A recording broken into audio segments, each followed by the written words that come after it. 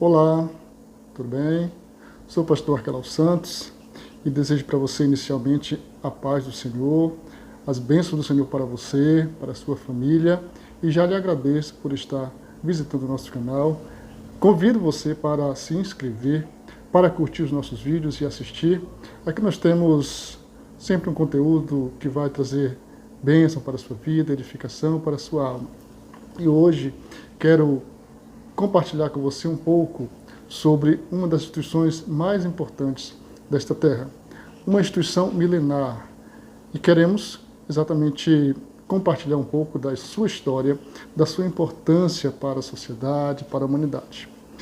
Desde o início da história da raça humana, e logo após a decadência espiritual do homem com a sua queda, Deus já tinha uma providência para restaurar esse homem caído.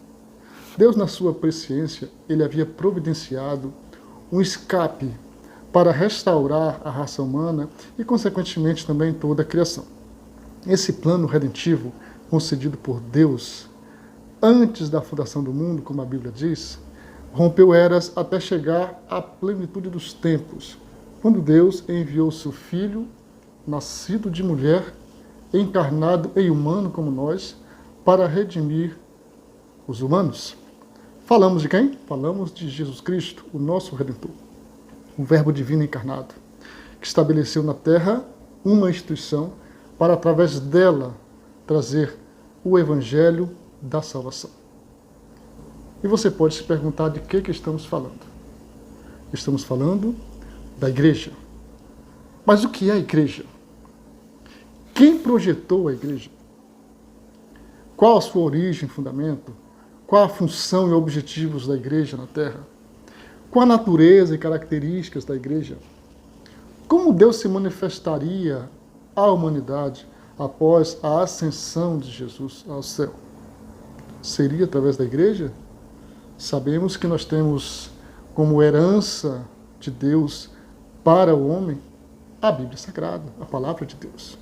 Mas Deus se manifesta, Deus se revela através da sua palavra, e ele elegeu um povo para, através desse povo, abençoar a humanidade e atrair para si pessoas que seriam salvas na pessoa de Jesus. Na prática, a expressão igreja pode ter vários sentidos, valor semântico diferente de acordo com o contexto ou o diálogo. Por exemplo, alguém pode dizer, hoje tem igreja. Pela manhã teremos a escola dominical e à noite teremos o culto. Ou então dizer, hoje irei à igreja, ao templo, à congregação, à tenda, etc. Ou ainda pode dizer assim, eu e minha casa somos igreja do Senhor. Ou ainda, alguém pode falar assim, desde criança, a minha igreja é a Assembleia de Deus, a Igreja Batista, a Presbiteriana, a Quadrangular e tantas outras que nós temos aí. Tantas outras opções de denominações. Aqui nós já vemos que a palavra igreja ela tem um sentido que vai soar de acordo com o contexto. Então alguém pode falar igreja está se referindo a um templo físico, edificado com tijolos ou em madeira. Alguém pode falar igreja está se referindo ao culto, ao encontro, à liturgia. Pode falar igreja está se referindo à denominação, aquela instituição constituída, juridicamente estabelecida. Ou pode estar se referindo ao que de fato é a igreja. E nós vamos ver exatamente essas características da igreja.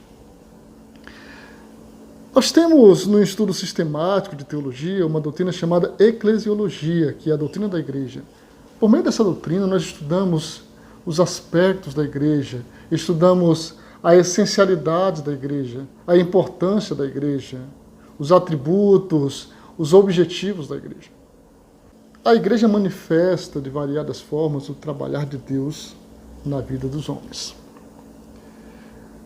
Paulo escreveu aos Efésios, para que agora, pela igreja, a multiforme sabedoria de Deus seja conhecida dos principados e potestades nos céus.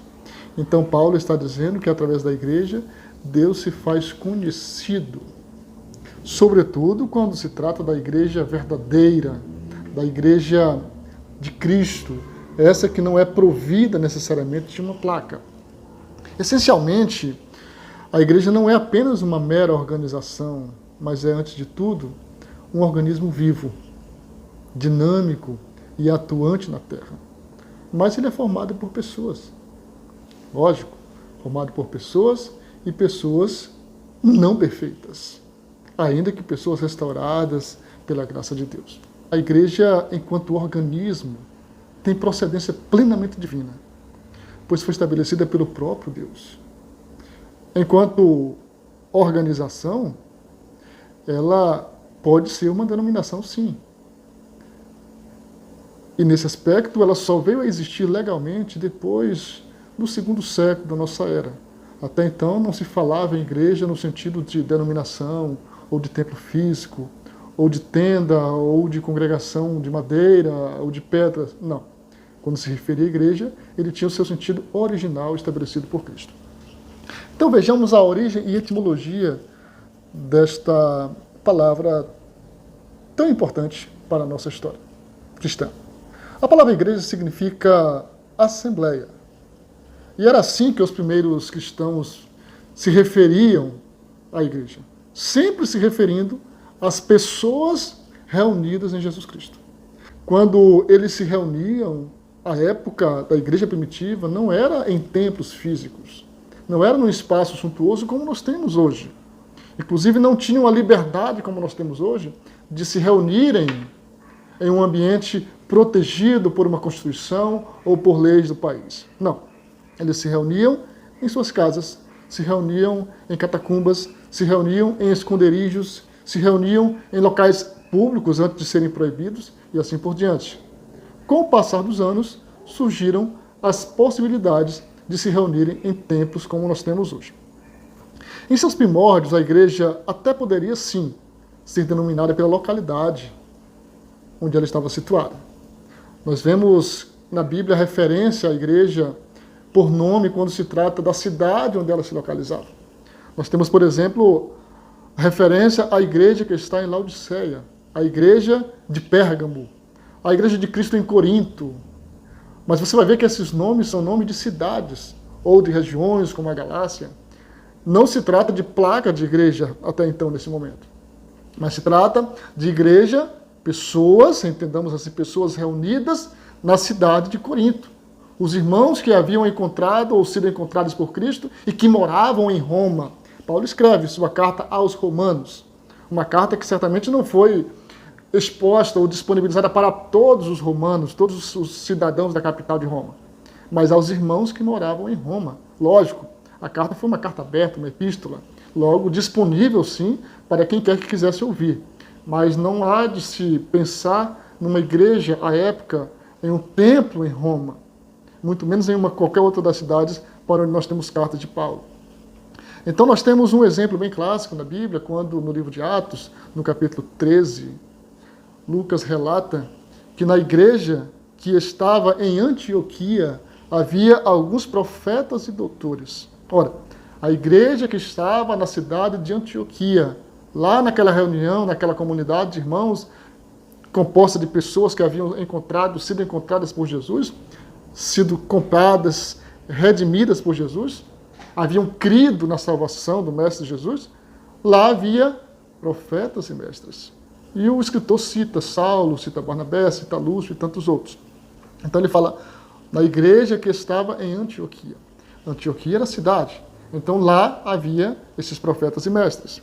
Então não há que se falar até esse momento de denominação ou de nome de igreja. Vê-se claramente que o que geralmente denominava uma igreja era a sua localidade, o lugar onde os irmãos se congregavam. E jamais uma placa que os distinguisse por preferência ou por interpretação doutrinária ou teológica. Não até então. Ou seja, a ideia era sempre de uma congregação, de uma reunião de pessoas, de um ajuntamento, de uma assembleia na qual eles tinham tudo em comum, principalmente a mesma fé, o mesmo batismo, o mesmo amor, que era o amor cristão.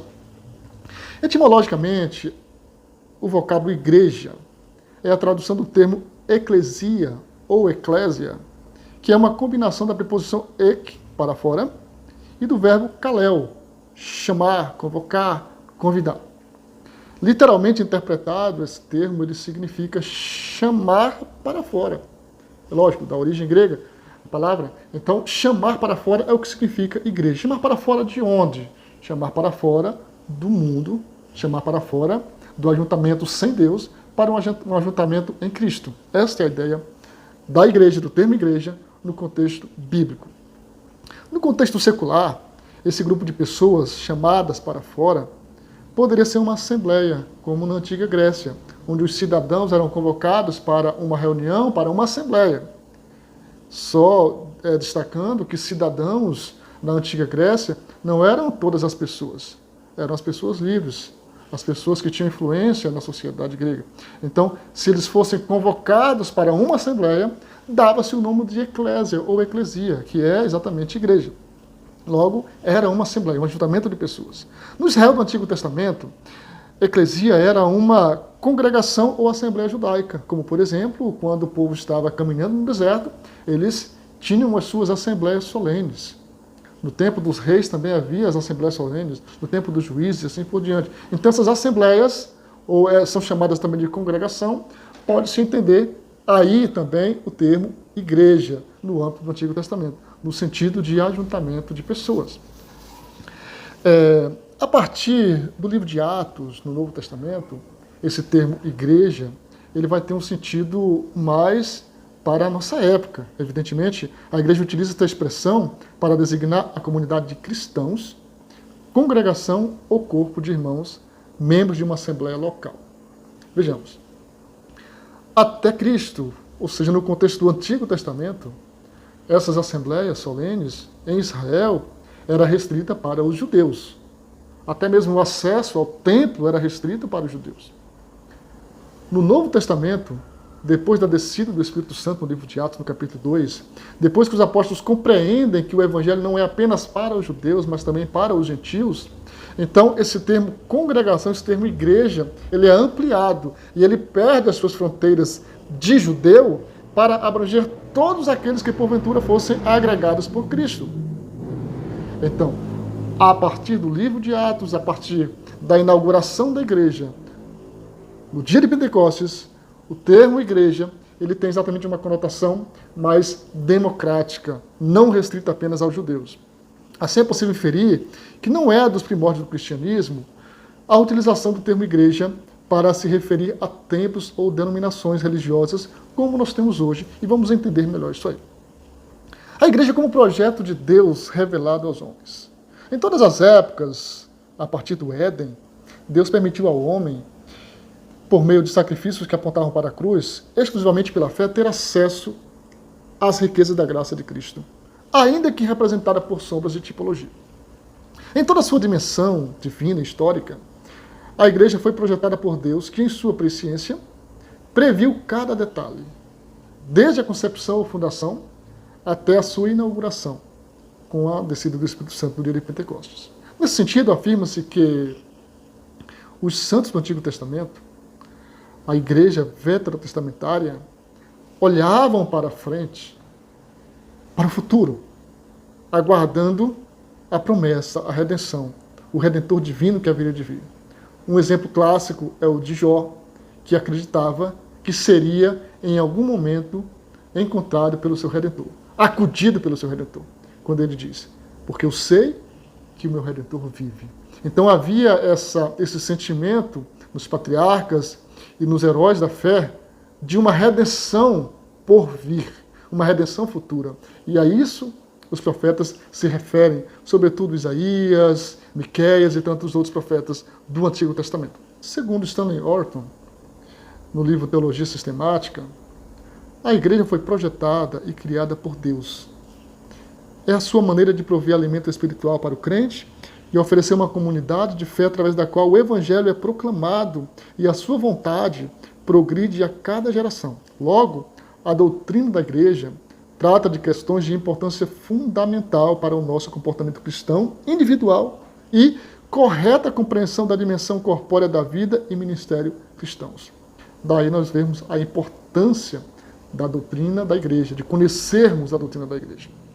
Como projeto de Deus, a igreja tem compromisso com a pregação das boas novas de salvação, mas tendo também como resultado dessa mensagem.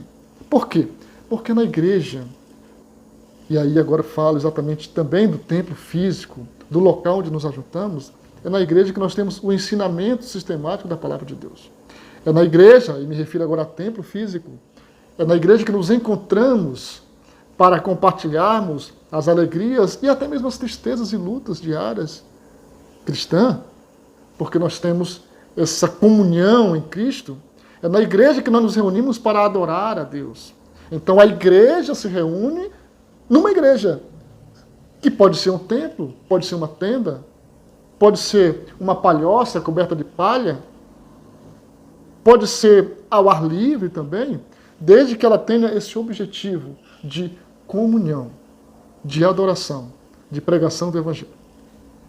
Somente a igreja tem o privilégio de anunciar em Cristo a salvação para o pecador e vê-la realizada naqueles que aceitam o Salvador, apresentando como resultado da salvação a vida renovada e a regeneração. É exatamente nos reunindo como igreja e na igreja que nós crescemos espiritualmente, que nós somos edificados, que nós somos corrigidos, que nós somos ensinados, que nós somos até disciplinados quando erramos e que nós somos reconciliados com Deus e com as pessoas com quem nos relacionamos. A igreja é exatamente esse ambiente que proporciona bênçãos e dádivas de Deus para o ser humano.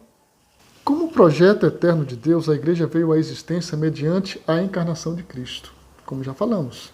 E ela é retratada na Bíblia como uma obra em edificação. Um organismo vivo e dinâmico em pleno andamento e progresso. Ou seja, ela é uma instituição em execução. Até podemos dizer que o livro de Atos, que tem 28 capítulos, ele encerra apenas aquele momento quando Paulo chega em Roma e fica preso em sua casa, aguardando o julgamento. Mas ele não encerra a história da igreja. Inclusive, nós vamos vendo, a partir das próprias epístolas paulinas, que a história não acabou ali. E quando a Bíblia é fechada, quando o cânon é fechado, com o livro de Apocalipse, a história da igreja continua. Há até quem defenda que nós vivemos o capítulo 29 do livro de Atos, um capítulo que não está registrado, mas um capítulo que está acontecendo. É plenamente aceitável essa comparação, porque a igreja ela não se encerra no final do livro de Atos, muito menos com o capítulo 22 de Apocalipse. A igreja é caracterizada por natureza tão singular que o Senhor Jesus lhe assegura plena capacidade de resistir às maiores adversidades. Foi ele quem falou. E sobre esta pedra edificarei a minha igreja e as portas do inferno não prevalecerão contra ela.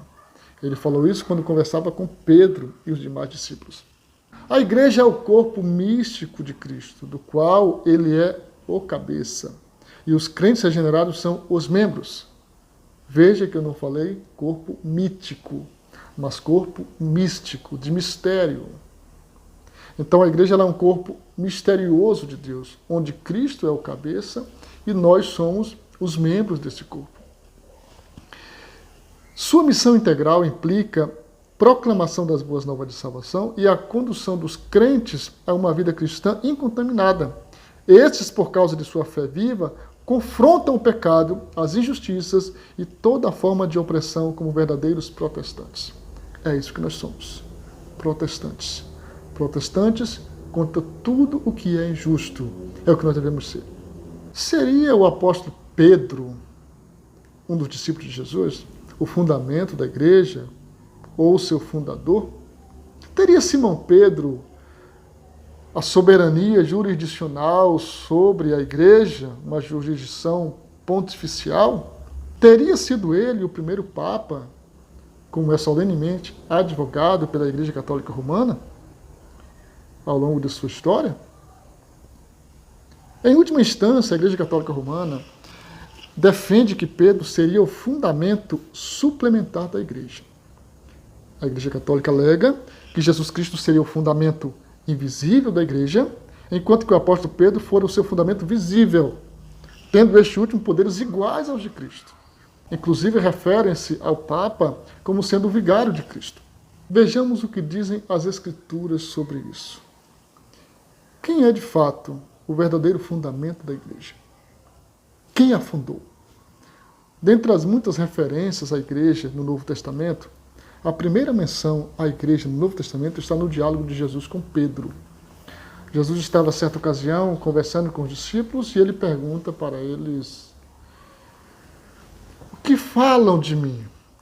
Quem dizem que eu sou? O que as pessoas falam sobre a minha pessoa? O que elas acham de mim? E os discípulos começaram a responder: Senhor, uns dizem que tu és Elias, que tu és Jeremias, que tu és João Batista, ou então outro dos profetas. Jesus pergunta para eles: e vocês? O que vocês dizem de mim? E vós? Quem dizeis que eu sou? Pedro se antecipa na resposta e diz: Senhor, tu és o Cristo, o Filho de Deus vivo. E Jesus reconhece em Pedro uma revelação divina do que ele acabava de afirmar. E então Jesus fala assim: pois também eu te digo que tu és Pedro, e sobre esta pedra edificarei a minha igreja, e as portas do inferno não prevalecerão contra ela. Aqui não cabe uma análise mais exegética do significado da palavra Pedro, pedra, mas vejamos aqui em poucas palavras que claramente, ao mencionar a palavra traduzida por igreja, Jesus não se refere a um templo físico ou edifício. Nem muito menos a uma denominação, mas a igreja por ele mesmo fundada. E se esta igreja é do Senhor, quando ele fala, edificarei minha igreja sobre esta pedra, logo ele é o seu próprio fundamento. Jesus Cristo é o fundamento da igreja. Curiosamente, nos primeiros relatos da igreja, Pedro sequer figura como o principal dos apóstolos. Na verdade, ele nem mesmo arroga para si esta proeminência acima dos demais colegas. Ele não se coloca como sendo o discípulo, o apóstolo primaz. Não. Fosse Pedro, Paulo ou qualquer outro discípulo de Jesus, o fundamento da igreja, há muito que ela teria sido encerrada. Há muito que ela teria ruído e jamais teria resistido a tantos vendavais ao longo da sua história de quase 2 milênios. Não estivesse a igreja fundada na rocha inabalável que é Cristo, ela jamais suportaria os ventos contrários que lhe sopraram até os dias de hoje e que vem soprando nos últimos dias, de forma deliberada, tentando abafar o trabalho, o serviço espiritual e social da igreja. Não fosse Cristo o nosso Senhor, a igreja não resistiria. Mas nós temos em Cristo o nosso fundamento, o nosso fundador, o nosso sustentador, o nosso Senhor e Salvador. Ele é o dono da igreja. E não falamos aqui de denominação, falamos aqui de igreja do Senhor. Aquela denominação que tem em Cristo o seu Senhor, o seu dono, esta denominação, as pessoas que frequentam, que estão agregados a ela, são a igreja do Senhor. Porque o Senhor da igreja é Jesus Cristo. A Bíblia apresenta algumas referências que embasam o que acabei de falar. Atos capítulo 4, versículo 11.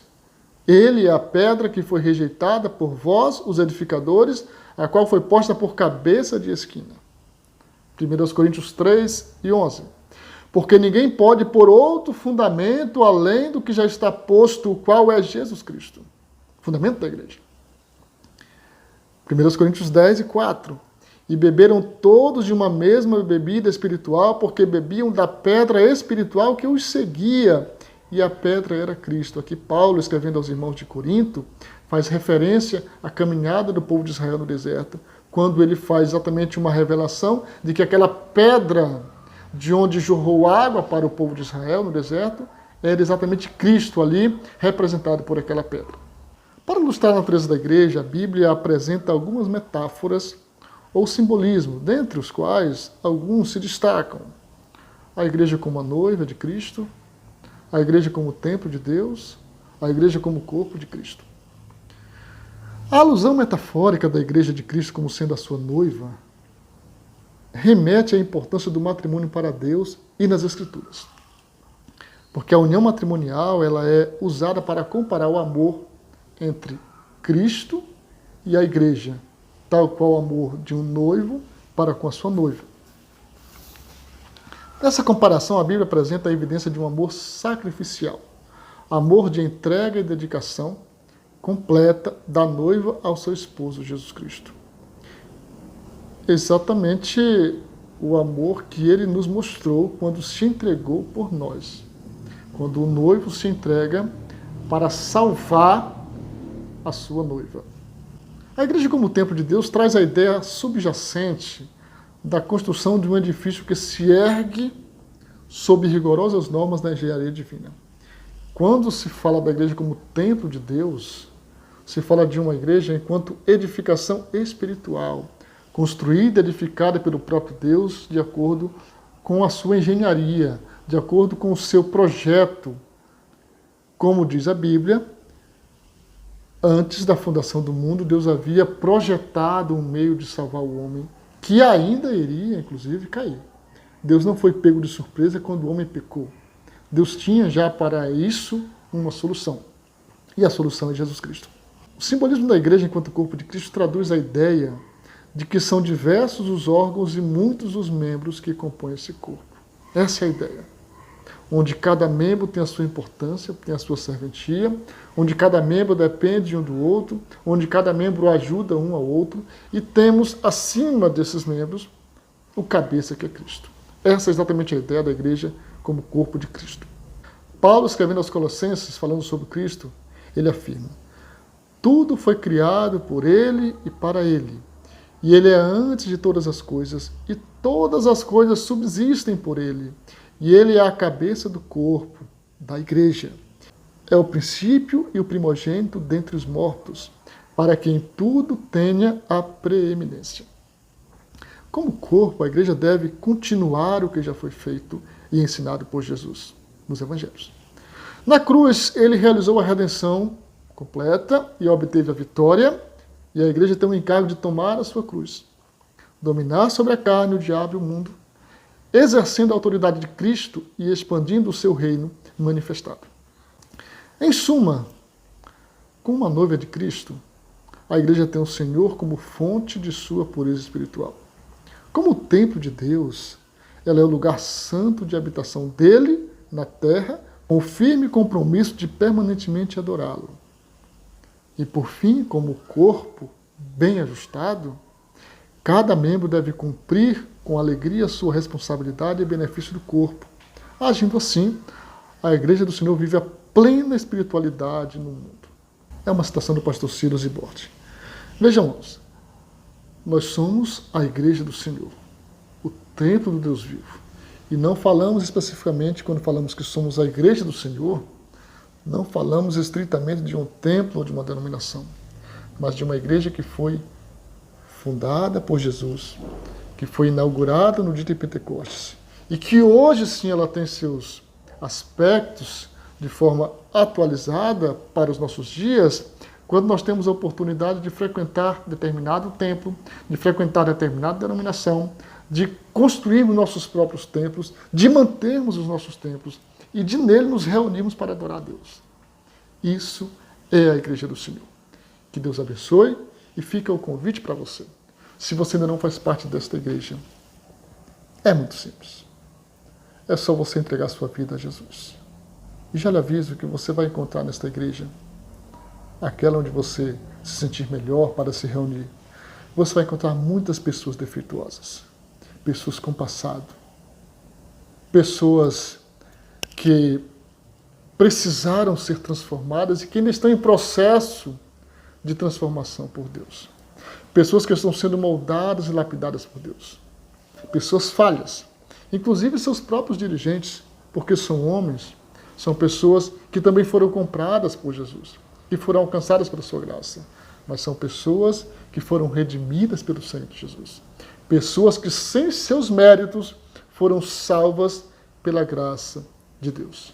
Que Que Deus abençoe você, abençoe a sua família.